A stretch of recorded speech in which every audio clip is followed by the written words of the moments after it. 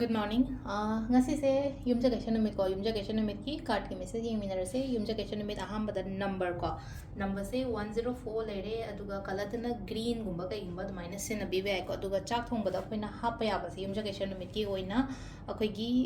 elaichi green elaichi natraga green elaichi ko haidi elaichi haraga ma silver ma chu ma stoina ko green elaichi natraga akoi gi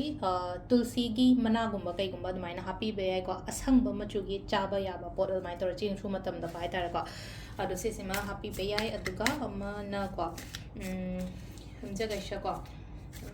yumjagaisha gi card ki message yenga se aduga timing afaba sai pe yenga se ko card hum ka tu thok tarage card hum sidagi ama khala se ko card number 1 consider card number 2 consider traga card number 3 consider ko ama khala se ko adu sida lere ko haidi first card sida lere second sida lere aduga third sida lere ko ahamba ani shuba ahum suba ko ahamba consider ani shuba consider traga ahum suba consider ama khala se ko haidi first card kan banga yenga se ko first card kan banga gi oina career energies la ke ko the moon like ko the moon la ko matab se wakhan kitang nungai taba khota ba hai dai wakhan nungai taba hai raga emotionally kitang down hoi ba khot pa maina gum ba oi gal ko sigi sai taraga lai se ko adumba oi leino ko hai nungai taba khota ba le raga so ko haibam haidokpham lai taba kanada haidoino kanada tamdoino khotoino kaina dumaina khangdaba oina oi ba do du oina oi ko isha sida hai ki ba pakhat pa khot pa sum kitang phau ba yai ko ngasi se ko adonga sai amna nungai ti khote hai raga ko litho kana nom da hayo wari se ma ka leino ko message te igera kan तौरगा हाइगेरा लेनो को हाइदि अदुमाइने इथोपा हाइ तारे को हाइदि ngasai aina khaliba poto हाइदि pass on तो हन गिबा मिंगोदा खंजलगा सुम लै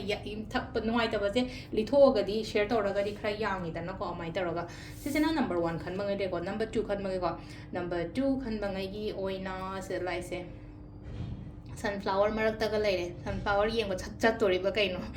se laise hari yamna ke na na wakhan nungai na leiba khotpa adumai taraga lai ko sigi number 2 khan bangai gi oina haraga de ko ngasai numit lei marak se da yone hari ma se yamna monda yam nungai na leiba gi mong da leise ko hari ko keno da sida leise ma khale kem tan na te ko hari sigi card se lang matam se wakhan nungai na leiba ke na mong na leiba ko adu sum hari afaba gum changa po ko pa dum oi gali ko se ja number 3 ko number 3 khan bangai gi oina la aga de ngasi se hai tara ko chection lo khatang hai tara ko khudi thi bani khang de amani khangde ketang tho aning daba kaino gumba tho po ko boduna section lagadi adugi poto thokte dana ko aduduna khatang section bi badar ka roi ko sina koi gi card ki message lere ko timing na yu ki pung mari ga minute kuni pan dagi na tare ka minute ni fu mapan phang lere ko adagi pung mapan makhai nun ayu ki ni ko mapan makhai de na trama thoi ga minute trama thoi phang lere nun din gi na ani ga minute kun tram doi de na pung manga ga minute yang khai mari phang lere ko adu nung dang gi na tare ka minute tram doi de na tare ka minute tram doi de nung dang gi trama thoi ga minute trama thoi phang lere du ahingi na pung ama ga minute ni fu mapan de na